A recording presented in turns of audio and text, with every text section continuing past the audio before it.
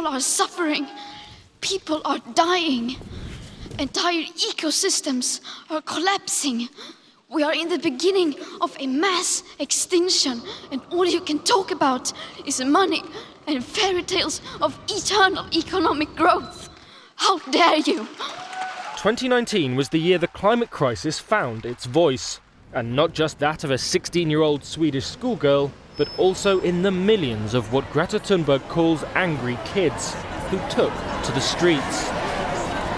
Please help us. Please don't screw up our future. That voice has been met with resistance from some of the world's major greenhouse gas emitters.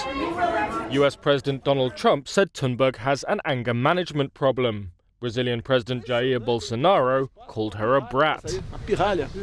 In November, Trump officially started the process of withdrawing the US from the 2015 Paris Climate Agreement, saying he needed to protect the US energy market. And I'm not going to lose that wealth. I'm not going to lose it on dreams, on windmills. Bolsonaro has dismissed international pressure as the Amazon rainforest, seen as vital to fighting climate change, burned. It's a fallacy to say that the Amazon is part of World Heritage, and wrong to say, as scientists affirm, that our rainforests are the lungs of the world.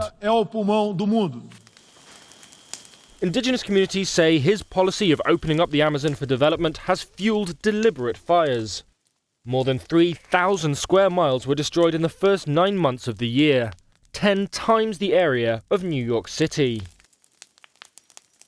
From Typhoon Hagibis in Japan and the Philippines to record temperatures in Europe, bushfires in Australia to Hurricane Dorian, the worst natural disaster in the history of the Bahamas, extreme weather touched every corner of the planet in 2019.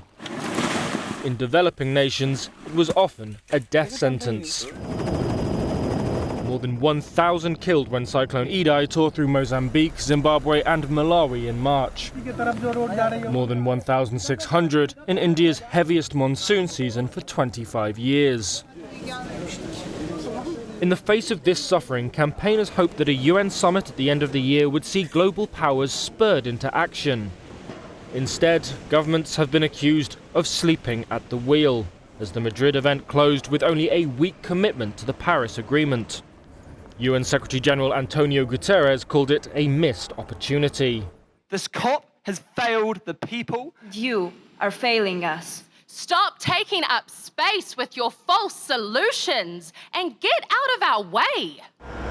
The lack of a strong outcome has ratcheted up pressure for the next big climate summit in the UK next November, when parties to the Paris Agreement are expected to boost their commitments to curb greenhouse gas emissions.